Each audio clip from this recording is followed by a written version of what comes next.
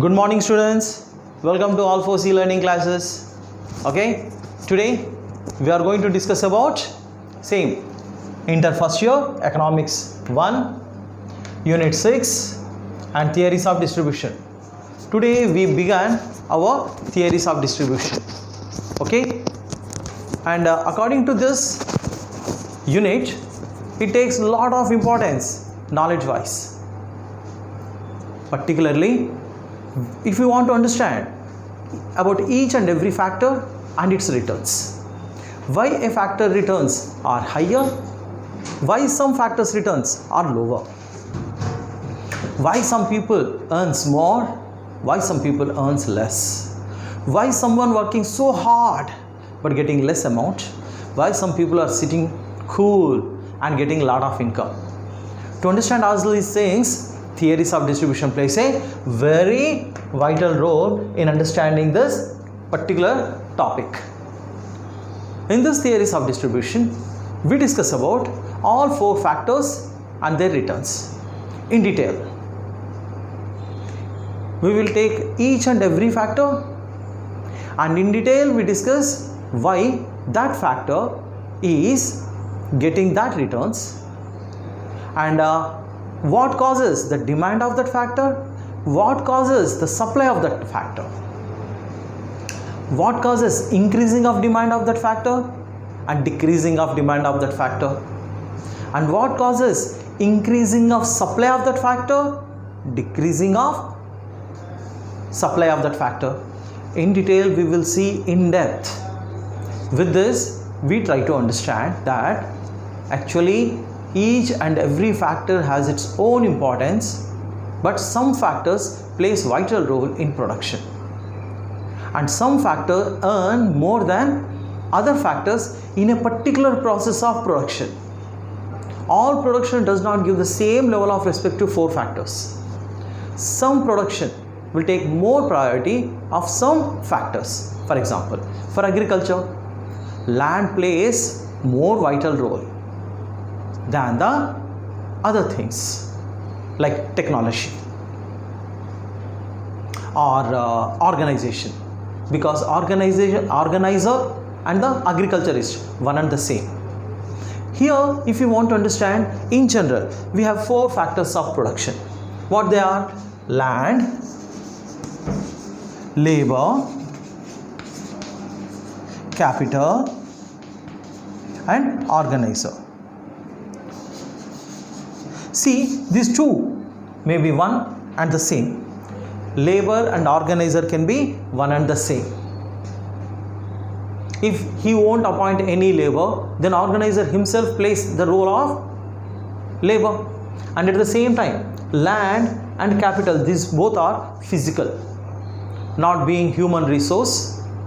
These are both comes from out of the same wealth.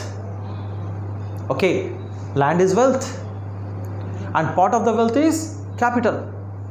We have already seen that part. So this both belongs to wealth, this both belongs to human resource, but they play different roles. That's why we divided them into 4 parts, and their returns also differently played. Their risk, their involvement in production are different. That's why divided this part of wealth into 2 parts, part of human resources into 2 parts. We say land, labor, capital and organization. Even though land and capital belongs to wealth, labor and organization belongs to human resource. We will see one after another in detail. Okay, in this one we will see factors of production, particularly what they are: land, labor, capital and organization. 5th one we had a discussion in the last class, that is technology. But mainly these 4 plays vital role. That's why in the first period itself, in the first unit itself, I given you stress: land earns the rent, labor earns the wage, capital earns the interest, organizer earns the profit. See, they all are playing different roles in the process of production. We cannot say in the process of production they all are playing the same roles. Land and capital won't play the same role. Labor and organization don't play the same role. They have different roles. According to those roles, these returns will be fixed. According to those roles, the returns increasing and decreasing will happen.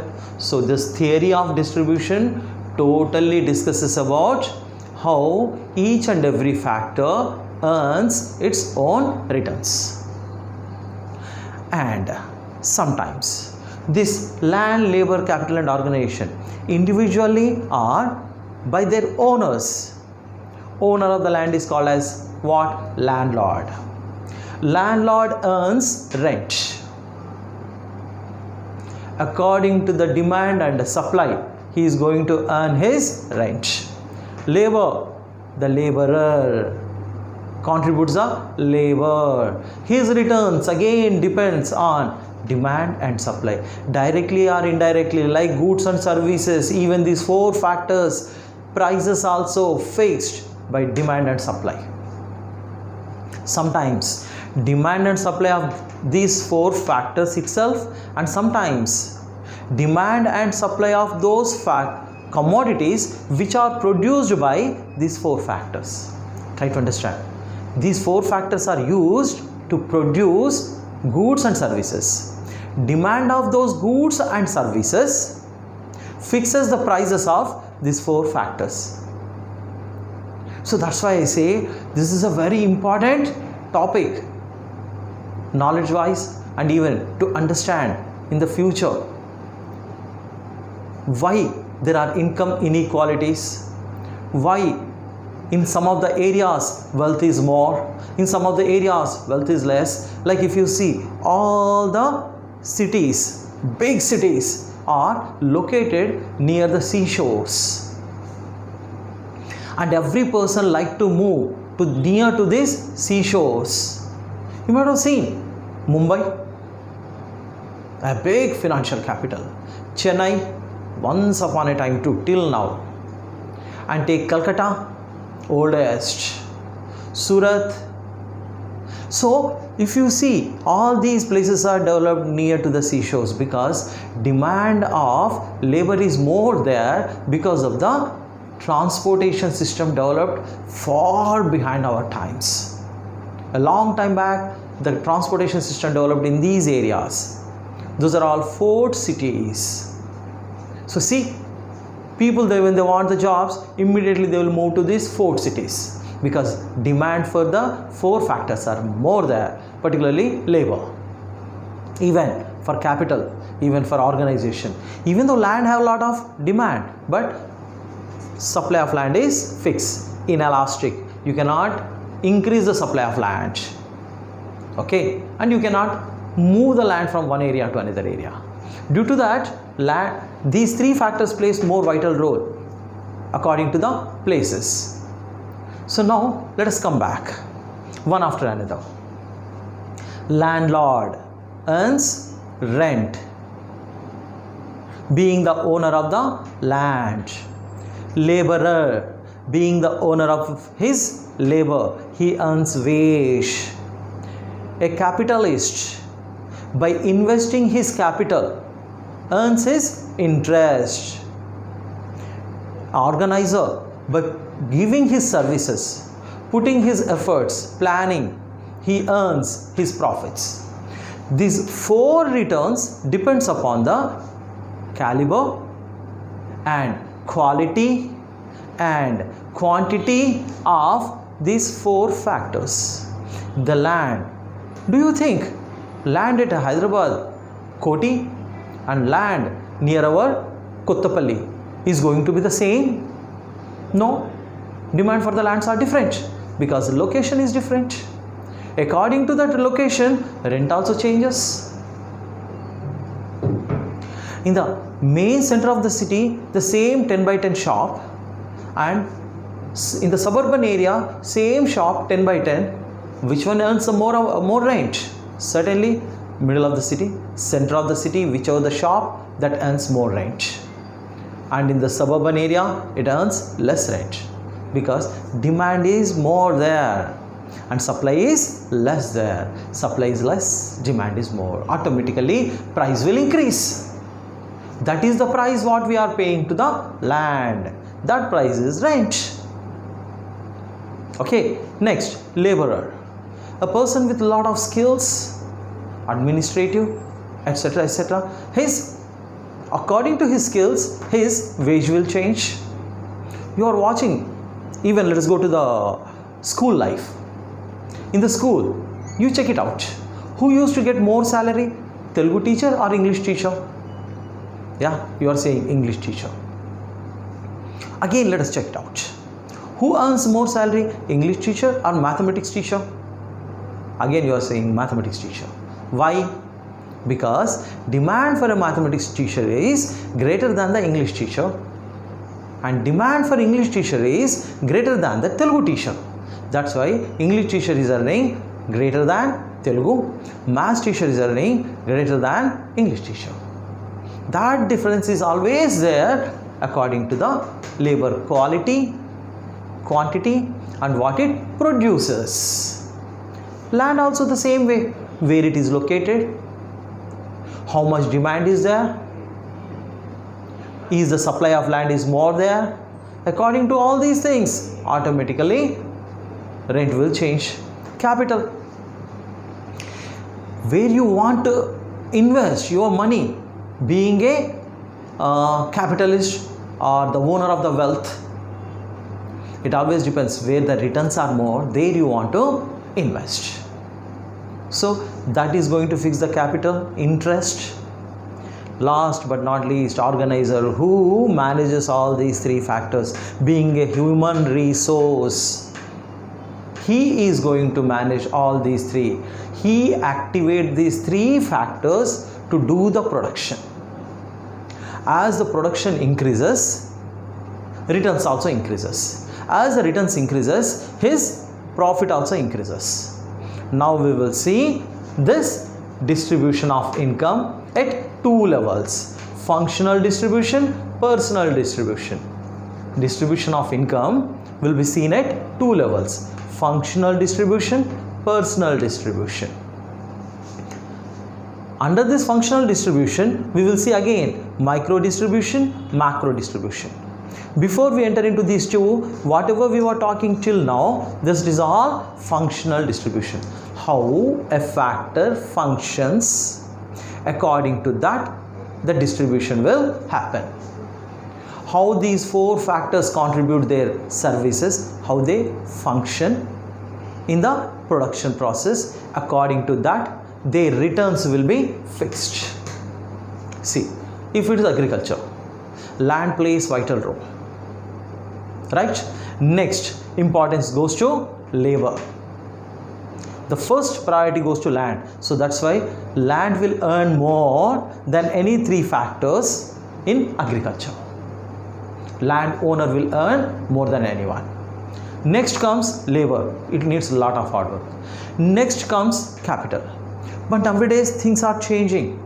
That is what I said. What you are going to produce out of it, what is the production process, that also makes the difference. If you are going with tractors, harvesters, sowing machines, weeding machines, if you start using helicopters or aeroplanes to spread the seed or spray the pesticides, fertilizers, then capital is going to play the vital role. First priority goes to capital, second to land, third to labor, but organizer always plays a vital role. See, in each and every production things will change. Now let us come to the teaching field. See, in teaching field, who plays the vital role out of these three? Actually, it is labor, the teachers, who selling their experience, their knowledge, their efforts, their hard work, they plays a vital role. But here what happens? If the technology develops, things again start changing its output. Labor, who is a teacher here, he is playing a vital role. But nowadays if you go to big cities like Bangalore, etc., etc., land is going to play the vital role, because that school is supposed to be in the middle of the town or middle of the city. it takes a lot of rent. So automatically if you are paying more rent, the organizer is paying more rent to the land, he will pay less to the labor. But really, who works? Land or teacher? Teacher works more. But still, if you want to put that school in the middle of the city, then you have to pay more rent. Then see, what you are going to produce and where you are going to produce, that makes all the difference. That is all the discussion of functional distribution. Which factor is functioning more? You take software line. Labor plays vital role, because software is not done by only by putting the money. It has to be done by the software engineers. He's a laborer. He's selling his labor and earning his wage. There, land does not play the vital role, but laborer and capital, because you need all ultra modern technology with the best systems, everything. This plays more important. But whatever plays out of these three, whichever the role, but organizer plays very important role than these three factors. So that's why we need to see and understand how their roles will be changed. Now we will see in the functional distribution there are two types: micro distribution, macro distribution. In detail, in the future classes, we will discuss how these four plays what type of role in what type of production, how their wages increases, rent increase, interest increase, profit increase or decrease, why we should pay organizer the profit. All those things we will discuss in the next classes within this theories of distribution. Okay, here micro distribution is how the returns will be distributed to each and every individual factor. That is micro distribution. We are not going in total. In total, we will take land, one piece of land, how much it will be paid, why it is paid. That is micro. You know, in the first chapter itself we discussed, when we discuss 1/1,000,000th of pot, then we will call it micro distribution. Then what is macro distribution? Macro distribution belongs to the discussion of in total. Out of total national income, how much is paid for the land? Individually only the land, how much it is earning, that is macro distribution. What are all the labor put together, how much they are earning as wage, that is macro distribution. In total, in detail. Okay, micro distribution, macro distribution. What is personal distribution? This is really shows the differences in between income inequalities. Here I like to give you one example. Say Dhirubhai Ambani, two sons, Neil Ambani, Mukesh Ambani. Mukesh Ambani, cash, earned a lot of amount. Now he is around, just now some days back I have seen, just like 1 week or 10 days back, his total property value is 5,65,000 crores. Personal distribution. Why he earned? Personally, how much he is earning as an organizer, how much he personally earning. At the same time, Anil Ambani also started his journey along with his elder brother, and he made his all fortunes nil. Anil Ambani, why he is losing? Why Mukesh Ambani is earning? We will discuss under this personal distribution. Personally one factor, why it earns more, personally one factor, why it earns less. Punjab agriculturists, Punjab lands, they earn a lot because of water facility, fertile soil. For thousands of years, it is fertile soil and water. Due to that, agriculturist is a very wealthy person in Punjab. When you come to Telangana, total story is different. Now, this personal distribution gives us an idea why all these things are happening. Now we will see definitions of factor prices. Determination of factor prices. What determines the factor price? Here we will see determinants of factor price. Each and every factor, 4 factors, their prices depends on what? depends on the goods demand. See what type of good that factor is manufacturing or producing, and what is the demand of that particular good. That decides factor price. If the land is producing, let us say, sugar cane, what is the demand of sugar decides the land rent. You got it? If it is producing wheat, what is the demand for that wheat decides the demand of that land. Okay, next let us see price of the factor. See, demand depends upon the price of factor. If the price is too high or too less, that is also going to fix the demand for that particular factor. Okay, third, price of the other factors. See, out of these 4 factors, one factor price depends upon another factor's prices. If these factors prices increasing, automatically this factor price also starts increasing. So in that way, prices of other factors also decides factors demand as well as its price. Next, technology also determines the factor price. See, labor, all of a sudden technology changed. Now everything can be produced with the help of machines. Then the demand for labor decreased. If the demand for labor decreases, automatically its price also decreases. Here price means wage. You know, in information technology, particularly in the call center line, things are changing. They don't want any labor anymore. They can manage the things with the help of computers. If you ask a question, automatically recorded question answers will be given to you. And previously where 100 people are working to receive the calls, now only 10 people are working. 90 people work is replaced by the recorded answers. As you ask the question, they will give you the answer through the recorded answers. If recorded answer is not there, then out of those 10 people, 1 will attend your call. Means technology changed, 90 people, demand disappeared, and their prices also disappeared. That is the technology. And demand for factor. Okay, technology also determines demand for factor. Returns to scale. This is a important one. We have seen in the market analysis. No, sorry, in the production analysis. Returns to scale. Variable proportions return to scale. If the returns to the increasing of labor is more, it is increasing return to scale, IRS, then demand will be more and prices will be more. If more labor is appointed, more capital is appointed, production is increasing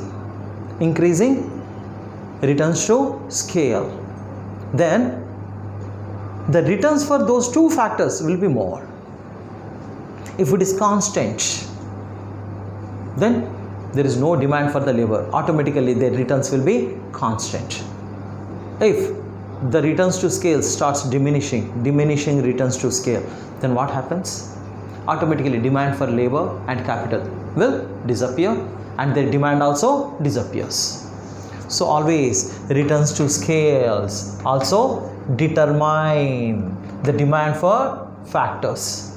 When the demand decreases, price of factor also decreases. If demand for the factor increases, price for the factor also increases. This is determination of factor prices. 5 reasons, 5 determinants we have seen depends on the goods which it produces. Okay, goods demand which it produces, price of the factor, that particular factor, prices of the other factors. Technology also determines demand for a factor and returns to scales also. Now we will see determinants of supply of the factor of production. Determinants of supply of factor. This is all about demand.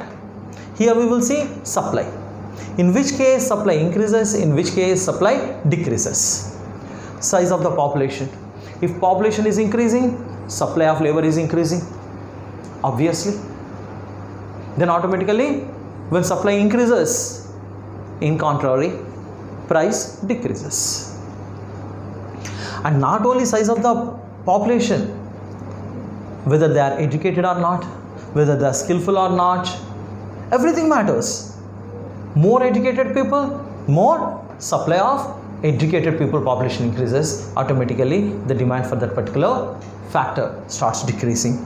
Mobility of factors, if factors are ready to move from one area to another area, that mobility is going to change the supply. If people are not ready to move from one area to another area, like most of the population is fixed in the land, that is in the agriculture, they don't want to move to any new place. Due to that, mobility of factors, labor is not happening. If it happens, automatically people will start moving from agriculture to industrial segment. Demand for the labor in agriculture will increase and their prices also increases. So with this, supply will change. If moves, supply decreases. If they don't move, stick to the only agriculture, then supply increases. Next, efficiency of factors of production. Certainly, this is what we discussed at the beginning itself.